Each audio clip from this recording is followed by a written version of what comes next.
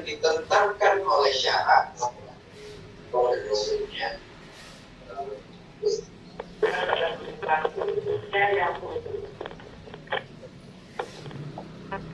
Yang ditetapkan oleh syarat yaitu Allah dan Rasulnya yang menunjukkan pada nomenklaturnya yang khusus, hukum asal dan kriteria keabsahannya.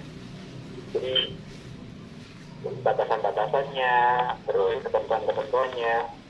Al-Qur'an musammayya allati aqarra syarih laha isman yadullu ala mawdu'iha al-khas wa ahkaman asliyatan tatarattabu ala intiqadiha. Jadi jelas diatur di sana.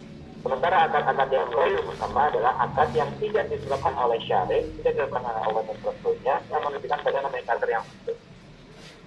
Hukum asal maupun kriteria keabsahan jadi tidak ditentukan. Gitu. Nah, ini adalah list akad-akad. Jadi kalau kita baru kenal akad mudharabah, akad musyarakah, akad murabahah, akad tijar itu udah pening. Anggap ini moga lebih pening ya. Ada akad yang bernama yang zaman dulu udah ada akad al-hudna, akad az-zimmah, maka ada istilah kafir zimmi ya. Nah ini makanya dari akadnya akad zimmah, akad perjanjian orang yang tidak Islam tapi mau tunduk pada berada di pemerintahan Rasulullah, tapi dia harus membayar upeti jizyah, jizyah. Kenapa harus membayar jizyah? Karena umat Islam wajib zakat. Mereka nggak wajib zakat, sehingga untuk menjaga mereka pakai akad. Nah, terus ada akad al-bai, akad al-ifalah, akad sor, akad salam. Tahu salam? Bukan daun salam ya, bukan assalamualaikum. Akad jual beli. Nah, jangan lupa, jangan permasalahan pesan apa. Nah, Kristus begitu salam, istisna, solusinya jual beli pesanan. Ya, di mana penjual membayar tunai di awal dan barang diserahkan di akhir sesuai dengan kesepakatan. Itu salam. Ya. Istisna jual beli pesanan yang pembayarannya bisa bertahap atau di akhir. Jadi bukan hanya di situ ya, bisa juga di akhir. Kayak turnkey project, pembangunan gedung, pembangunan rumah, dibangun dulu, begitu jadi baru dibayar. Tapi spesifikasinya disepakati di awal. Dua akad ini adalah dua akad yang merupakan pengecualian dari akad baik yang tidak dimiliki. Ya, Rasulullah larang jual beli atas barang yang tidak memiliki. Ya, nah, tapi malah saya jangan kau jual barang yang tidak kau miliki. Kecuali dua ini, salam dan istisna. Apa syaratnya salam dan istisna? Syaratnya salam dan istisna adalah spesifikasinya harus jelas. Semakin jelas, semakin bagus. Termasuk misalkan order lewat online, baju warnanya biru apa? Biru dongker, biru arden, biru toska, biru apa? Ada gambarnya, semakin resolusinya semakin tinggi, HRS semakin bagus. Gitu. Spesifikasi jelas. Ukurannya XML standar apa? Standar Indonesia, standar luar, standar Jepang, beda-beda lagi. Misalnya lebar berapa, panjang berapa, ada disebutin. Itu semakin jelas itu semakin bagus. Itu syarat dari salam dan istisna. Spesifikasinya yang disebutkan. Nah, kalau salam, implementasinya itu kebanyakan di pertanian. Implementasinya. Contoh, ada petani padi. Gitu. Dia punya sebesar 1 hektar. Misalkan 1 hektar itu menghasilkan berapa? Anggaplah 10 ton. 10 ton itu anggaplah harganya 10 juta lah, biar gampang hitung aja ya. Abaikan harga realnya ya. 10 ton 10 juta 1 hektar. Tapi dia butuh modal untuk negara sawah. Maka cara jual beli sawah adalah saya beli beras 10 ton dengan harga misalkan 8 juta. dengan waktu penyerahan 3 bulan. Oke. Pembayarannya di awal. Jadi saya bayar sekarang 8 juta, 3 bulan lagi petani akan kirim 10 ton beras ke saya. Itu salah. Apa bedanya dengan ijon? Kalau ijon, saya beli seluruh panenmu dari 1 hektar ini. Maka dalam ijon terjadi gharar. Gharar dilarang dalam jual beli. Kenapa gharar? Karena istilah yang dibeli jelas ya? Tidak jelas. Ketika panennya 11 ton, semuanya dikirim. Panennya 20 ton, semuanya dikirim. Panennya 8 ton, juga semuanya dikirim. Panennya cuma 5 ton, semuanya dikirim. Jadi nggak jelas atas objek yang diperjualbelikan atau mabitnya, barang yang diperjualbelikannya, jadi tidak jelas. Maka dilarang. Jadi haramnya ijon bukan riba. Haramnya ijon karena gharar. Ghararnya pahit. Karena mabitnya nggak jelas, barang yang diperjualbelikan nggak jelas. Sementara dalam salam yang diperjualbelikan 10 ton beras. Kalau dia panennya 20 ton, yang dibeli free berapa? 10 ton. Panennya 8 ton, yang dibeli free tetap harus 10 ton. Caranya gimana? Ya dia cari dari tempat yang lain, atau harganya dibalikin. Saya sanggupnya cuma 8 ton nih. Yang seharga 2 tonnya dibalikin uang, jual yang ini kesepakatan, gitu. Karena akadnya adalah jual beli. Harga pada saat perjanjian. Pada saat perjanjian. Bedanya harga pada saat perjanjian. Anda tanya harga, maka ada pertanyaan berikutnya. Ini mumpung nyambung. Ketika seseorang membeli barang, jual beli biasa, nggak usah salam, nggak usah istisna, nggak usah murabahah. Saya beli barang, tapi bayarnya nyicil. Saya beli hari ini, tanggal 31 Januari. Sebutlah barangnya ini, 31 Januari saya beli barang ini. Saya cicil selama 1 tahun. Kapan barang ini menjadi milik saya? Hari ini atau setelah lunas?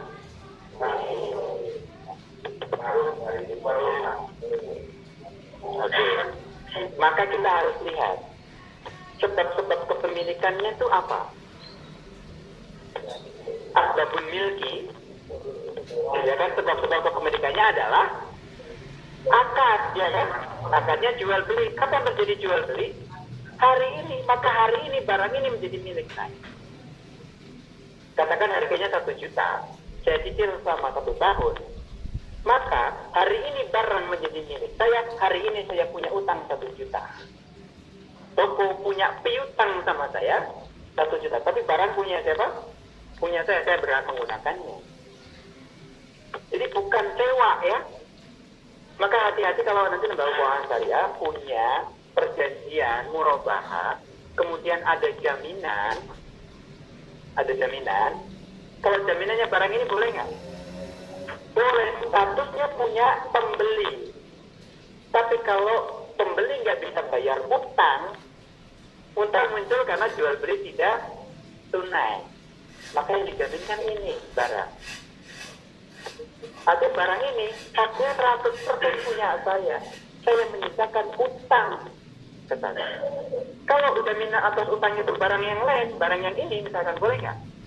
Boleh aja. Ya, karena antara objek jual beli, yaitu salah satunya adalah barang ini, dan objek jaminan bisa barang yang sama, bisa barang yang berbeda.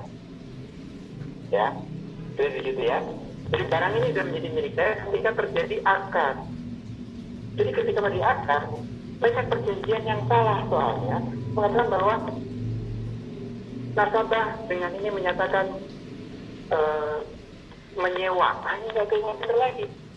Kemudian ada itu akad, jadi menyewa pada jual beli. Nah ini mana duluan nih? Jual beli apa sewa?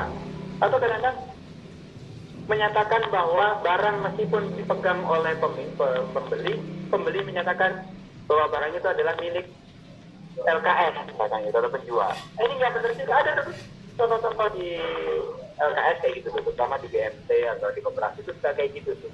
Pengennya mitigasi risiko supaya ini tetap miliknya LKS, nggak bisa udah jual tapi punya utang. Di mana utangnya? Dengan jaminan. Jaminan bisa kafalah, bisa juga rahan. Kalau rahan barangnya dititip kepada yang punya, yang memberikan utang. Contohnya apa kalau kayak gitu?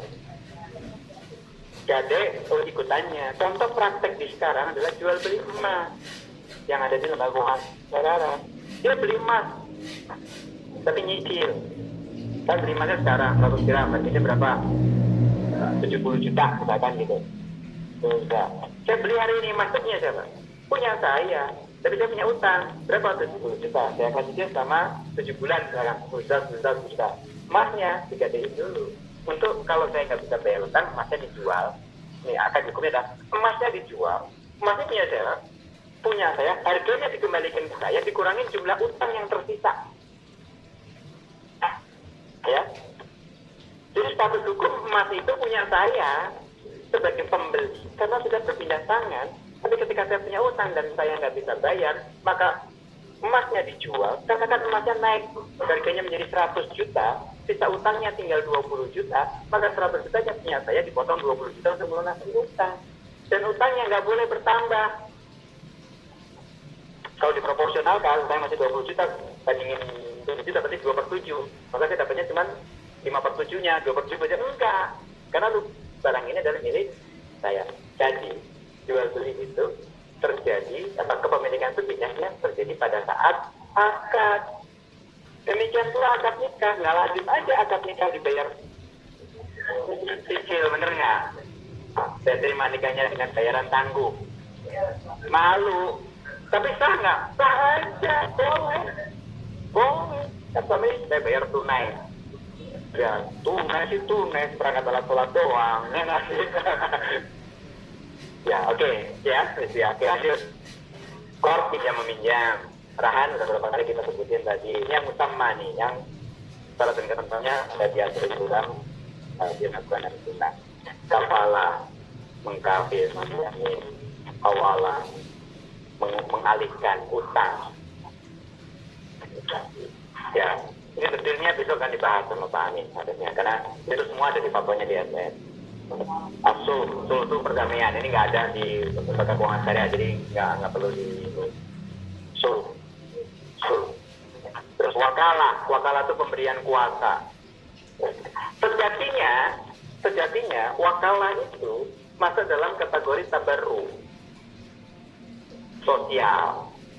Ya, saya sengaja istilahnya pakai istilah fikih supaya lama-lama kebiasaan telinganya, ya. Wakalah itu pada dasarnya adalah akan tabarru, akan yang sifatnya bukan komersial. Kan mengkuasakan. Saya mau beli roti, saya nyuruh adik saya, beliin roti. Yang beli adalah saya. Adik saya cuma jalankan kuasa yang saya berikan kepada dia, gitu kan? Pihak pembelinya tetap saya. Menurut akidahnya itu saya dan menjual adik saya sebagai wakil dari saya doang. Pada dasarnya sosial. Tapi ada wakalah bil ujroh, wakalah yang dibayar. Ada kafalah bil ujroh, ada hawalah bil ujroh. Perhatikan, kalau ada akad-akad yang diikuti dengan kata bil ujroh atau dengan upah, sejatinya akadnya berubah, bukan akad yang disebutkan di awal, tapi menjadi akad ijaroh. Maka term and condition, syarat dan ketentuan ijaroh berlaku.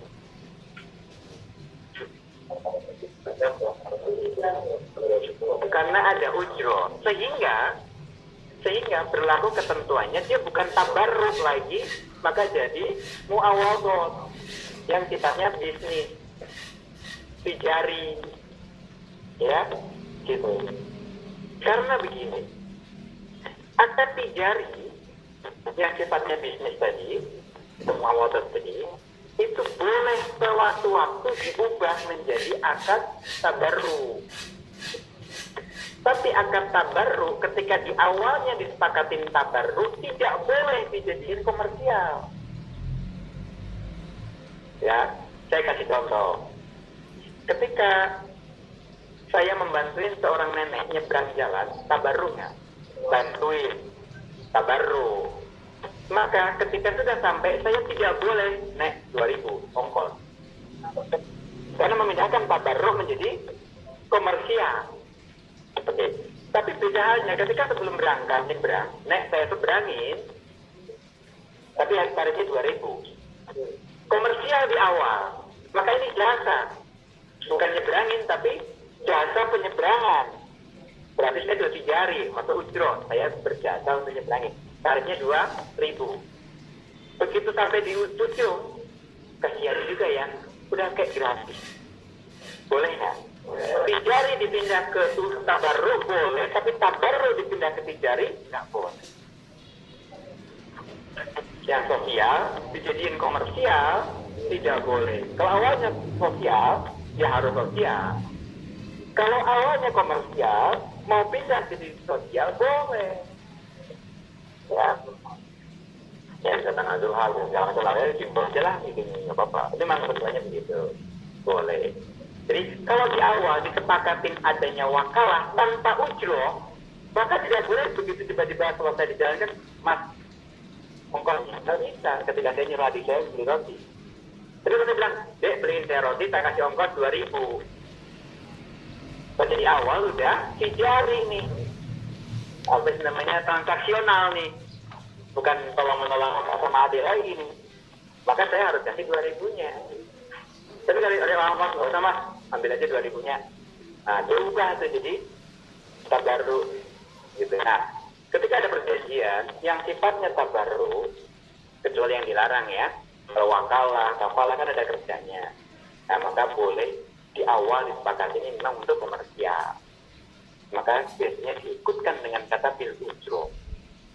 Tapi berarti ada akad-akad yang tabarru yang tidak boleh disepakati adanya ujro.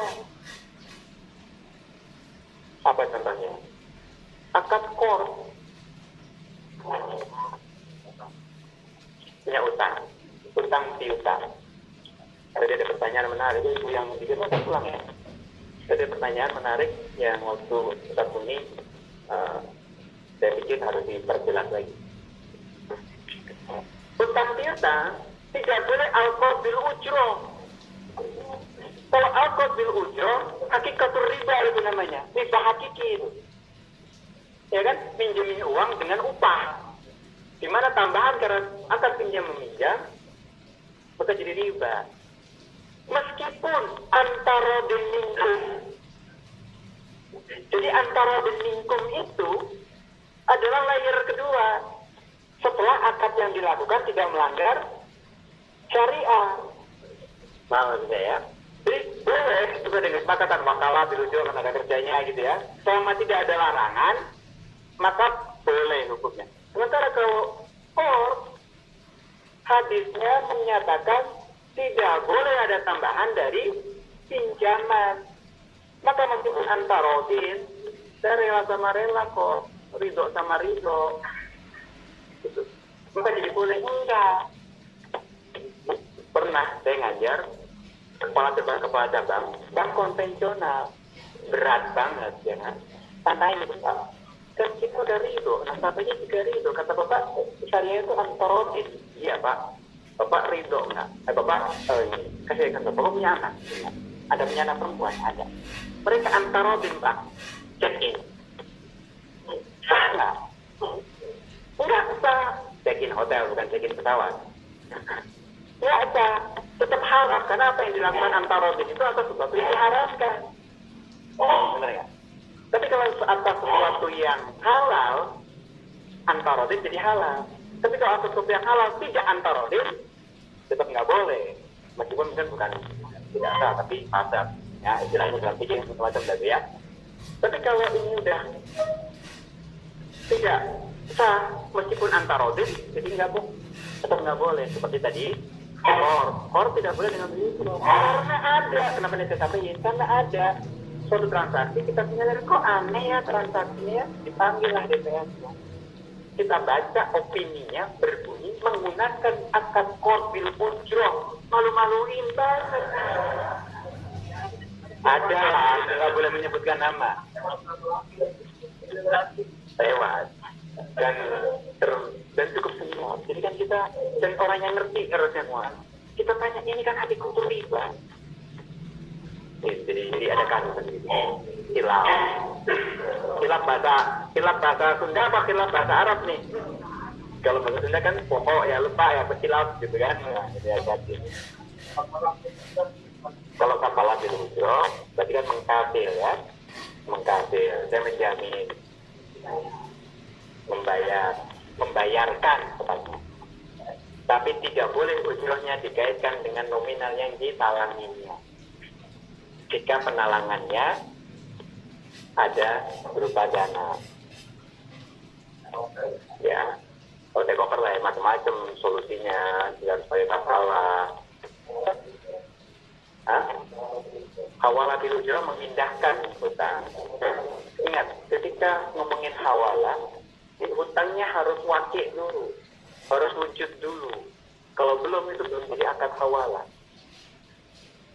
Ya, atas utang yang udah wujud, bukan yang udah ada, bukan atas utang yang akan ada, gitu. Jadi hawalah tuh gitu. Tapi kalau kafalah kan menjamin kalau begini maka saya akan membayarkan, kan gitu. Nah, biaya untuk membayarkannya itu sama, mau dibayarkan 100%, setengahnya terserah dibayar gitu, ujrohnya sama. Tidak boleh fungsi dari jumlah talangannya. Nah, sebetulnya besok. Saya kalau ngomongin itu kan nggak bisa tiga. Besok akan dibahas sama Pak Amin. Kalau Pak Amin nggak ngebahas, tanyain. Karena lengkap banget yang untuk besok. Jadi baru pembukaannya doang. Kafalah, hawalah, tuh. Wakalah udah dijelasin. Syirkah tadi udah. Yang kerjasama bagi hasil. Musyarat tadi udah. Mughorosa ini jenis-jenis juga. Mughorosa itu pertanian juga. Bagi hasil juga, cuma yang tadi itu pengairannya, mughorosa itu ada masalah bibitnya. Kalau yang muzaroah itu yang satu lahan, satu kerjain gitu. Jadi istilahnya banyak, tapi intinya di bawah muzaroah semua. Terus tijaroh, udah ya, sewa menyewa. Terus musabaqah, perlombaan ya. Ini nggak ada di lembaga keuangan. Arya itu pinjaman tapi biasanya digunakan untuk barang. Kalau qard digunakan untuk uang. Barang arya. Air minta. Nah, biasa dipakai untuk biasanya. Wadiah titipan. Titipan dalam lembaga keuangan syariah, ketika yang dititipkan adalah uang ya dong. Kita TPK, naruh tabungan. Kan akhirnya ada yang wadiah ya. Hukumnya hukum qard. Pernah ada permintaan fatwa tentang tabungan akad qard. Kita sudah punya fatwa tabungan akadnya wadiah. Dia bilang qardnya itu adalah substansi wadiah, itu adalah qard. Jadi tidak perlu fatwa baru, kita nggak keluarin fatwa. Jadi maksudnya wadiah itu adalah qard, kan wadiah dititipin uang dong, kalau di bawah syariah ya nggak, di bawah keuangan. Jadi hukumnya berlaku hukum qard. Artinya apa? Kalau kita naruh tabungan yang akadnya wadiah, maka tidak boleh ada kelebihan yang dipersyaratkan. Kalau tidak dipersyaratkan, boleh. Bahkan lebih baik. Ahyarukum ahsanukum qadha. Sebaik-baik kamu adalah yang membayar kewajibannya dengan lebih baik. Saya punya uang 1 juta, saya punya utang 1 juta, pas balikin, saya balikin 1 juta plus kasih mangga. Tanpa diperjanjikan di awal. Boleh. Yang nggak boleh adalah teguh pinjam 1 juta, balikin 1 juta plus mangga ya. Itu nggak boleh. Beda tipis ya. Yang satu diperjanjikan, yang satu tidak diperjanjikan. Yang diperjanjikan sebetulnya hukumnya riba haram, yang tidak diperjanjikan dipuji sama Rasulullah. Dipuji. Akhirnya hukum asal hukum qadha. Banyak teks ada yang asal hukum qadha, akhir hukum asal hukum qadha. Tapi si maknahu bahwa sebaik-baik kalian adalah kalau memenuhi kewajibannya dengan lebih baik. Jadi utangnya diperjanjikan, baik diperjanjikan oleh pemberi utang maupun yang berhutang. Mbak pinjemin saya uang dong 1 juta, nanti tak balikin 1.100.000. Itu nggak boleh. Demikian pula saya pinjemin 1 juta, balikin 1.100.000 ya, nggak boleh. Dan manfaat tambahan bisa berupa uang, bisa berupa barang, bisa berupa jasa. Hati-hati. Tak pinjemin uang, tapi aku nebeng ya pulangnya ya. Itu manfaat tambahan yang tentunya riba. Taruh, kalau mau nebeng juga, mau minjemin juga, tak pinjemin ya, titik. Sampai berhenti di situ akadnya kelar, baru saya nebeng dong. Ada apa? Dipisah akadnya, sehingga ketika nebeng dong, maaf mas, saya mau mampir dulu nyebut istri, jadi nggak dinebeng dong. Karena tidak ada keharusan mengiyakan tebengan. Tapi kalau tadi harus dong, kalau nggak dipinjemin ya, kalau nggak ditebengin ya gue nggak pinjemin kan gitu. Nah itu jadi diperjanjikan adanya tambahan.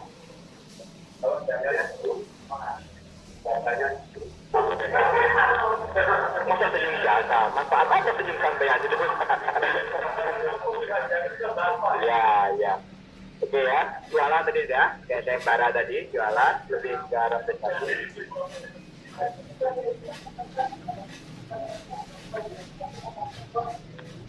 Substansinya sama dengan kos. Jadi akadnya wadiah, tapi akad wadiah yang bukan seuang itu sama dengan kos. Utang.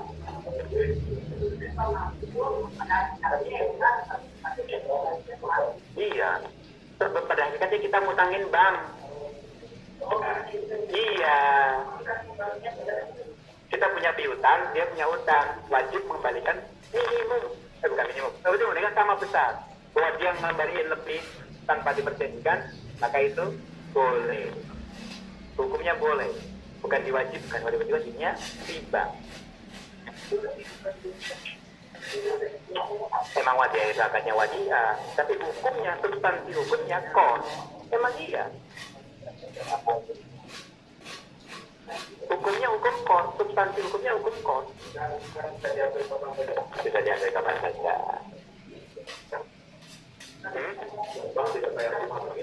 Tidak menjadi kewajiban bank untuk bayar bunga ke kita, bayar tambahan kita. Tapi tabungan dibukukan sebagai apa?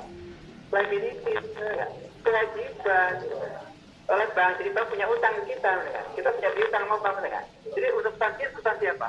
Kos. Ya, maka beda ketika akadnya mudharabah.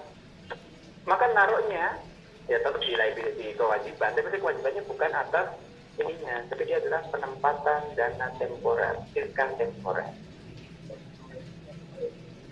Ya, beda dengan yang wadiah di atas sebagai kewajiban yang kayak semacam utang, sementara kalau ini adalah silkan temporer, yang sifatnya bagi hasil.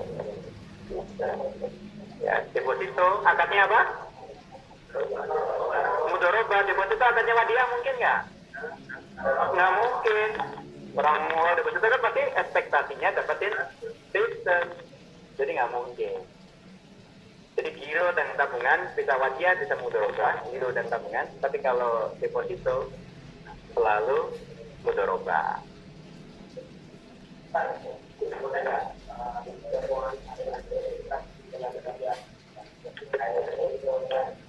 Dengan mudharabah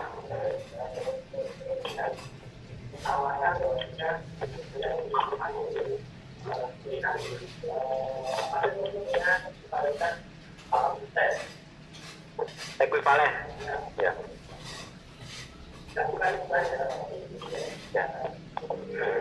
Nisbah wajib ada. Kalau ekuivalen 8% tanpa menyebutkan nisbah, nggak sah. Tapi ada nisbah, kemudian ekuivalen kan untuk ini ya, yang perkiraan sebenarnya. Perkiraan lah, sebenarnya bukan yang pasti kan.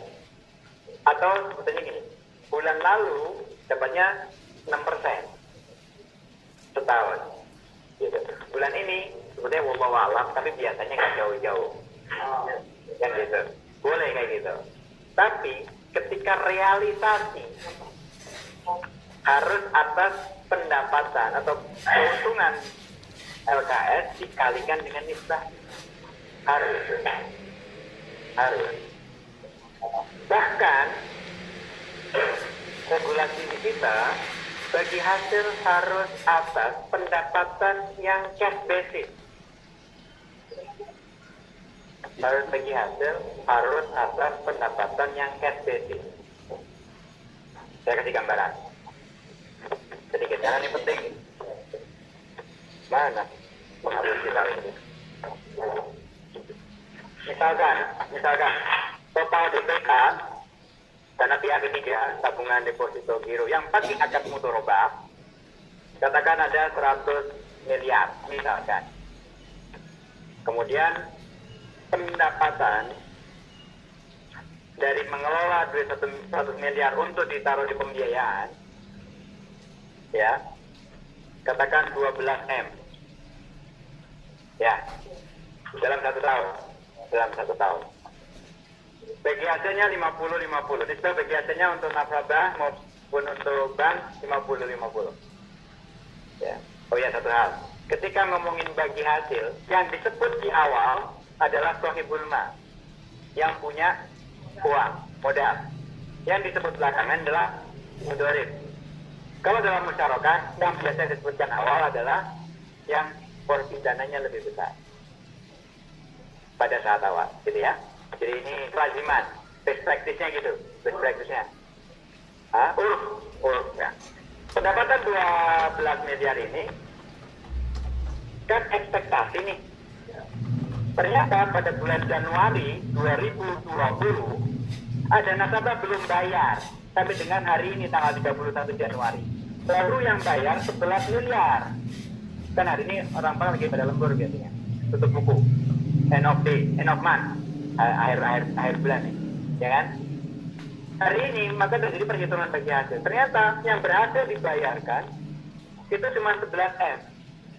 Maka dari 11M inilah yang dikalikan dengan ini. Karena yang 1M kan belum tentu bayar. Meskipun secara pembukuan akuntansi bisa based on accrue, pengakuan bahwa ini belum bayar, tapi sebetulnya mau bayar besok tanggal 1. Tapi kan belum diterima. Itu disebut dengan cash basis. Jadi yang sudah cash beneran masuk 10 maka mesin baru jalan nih. Tadi kantor jam 4 katakan gitu ya. Mesin kerja jam 12 malam sebelum jam 12 malam udah ketahuan di sini, maka jam 12 malam akan terdistribusi bagi hasilnya. Gitu. Ya. Oke. Kalau ini nggak ada, saya boleh pinjam satu bukunya nggak? Saya mau pakai buku. Ada sisa nanti buku. Nah, bilang. Di bawahnya akad apa itu? Nah, itu cash basis dari akad yang sifatnya bagi hasil. Jadi benar-benar atas realisasinya, Pak. Kalau mau dibagi hasilkan, jangan atas seluruhnya. Gitu. Nah, maka dapatnya dia 5,5 M, 5,5 M. Sederhananya uang laba yang ada yang sudah diterima. Terima kasih, Pak. Yang sudah diterima. Yang cash, secara cash sudah diterima, sudah masuk. Maksudnya secara cash sudah ditransfer sudah, atau sudah didebet dari rekeningnya nasabah gitu ya. Jadi kita di halaman berapa, maaf?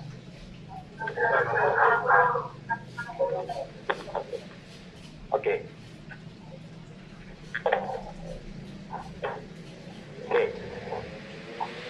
Terus ini kadang-kadang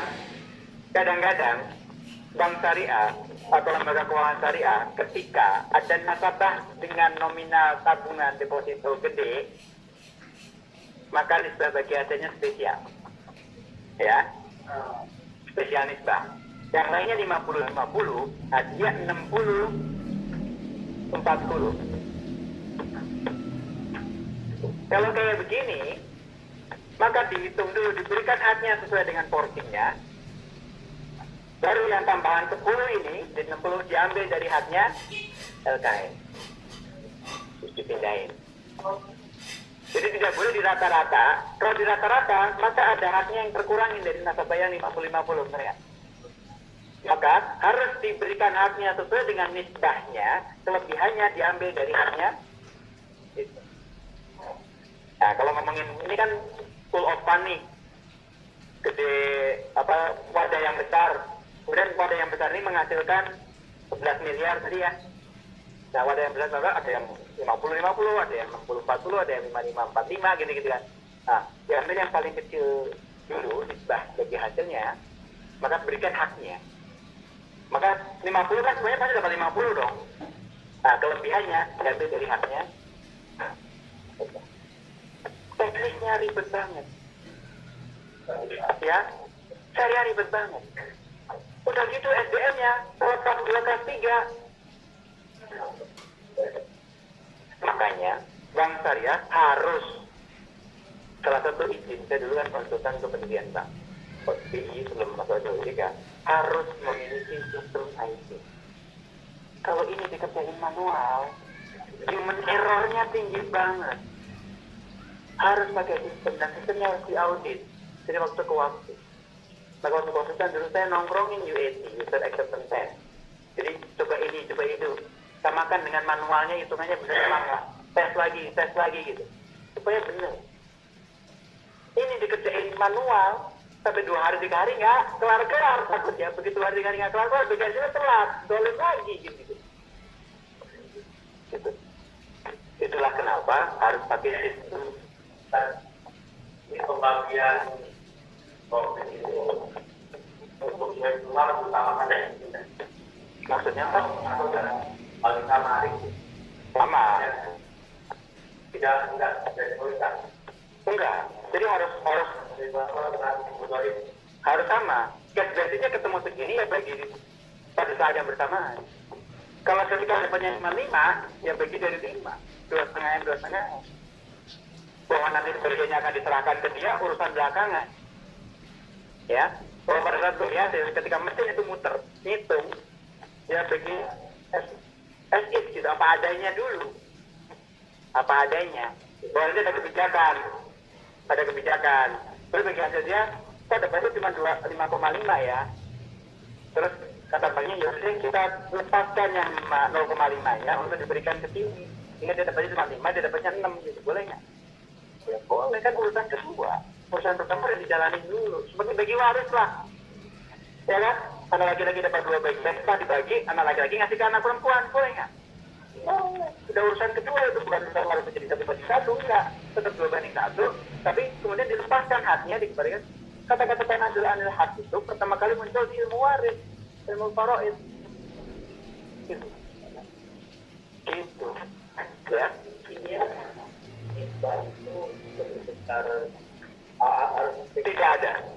Tidak ada. Mau 99 punyanya Mudolib, mau 99 punyanya, nanti kalau punya 99 punya Sohibul Mal cuma 1%. Mau 1%-nya Sohibul Mal, 99%-nya Mudolib, nggak ada masalah.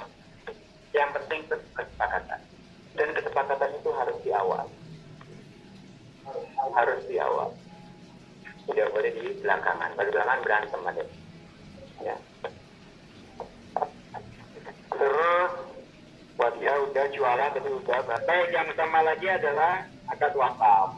Dan saya wakaf hibah. Ini panas nih. Jangan turun ya, listriknya turun. Ini kayaknya kode. Kode kelas. Oke. Wasiat ya, hibah, wasiat, nikah, kismah itu adalah kata-kata yang musamma. Kismah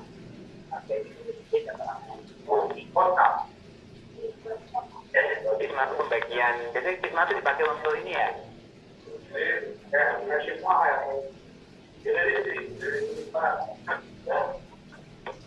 Bisa itu, bisa juga yang ini nggak sih? Kayak gitu. Ya. Rampasan perang.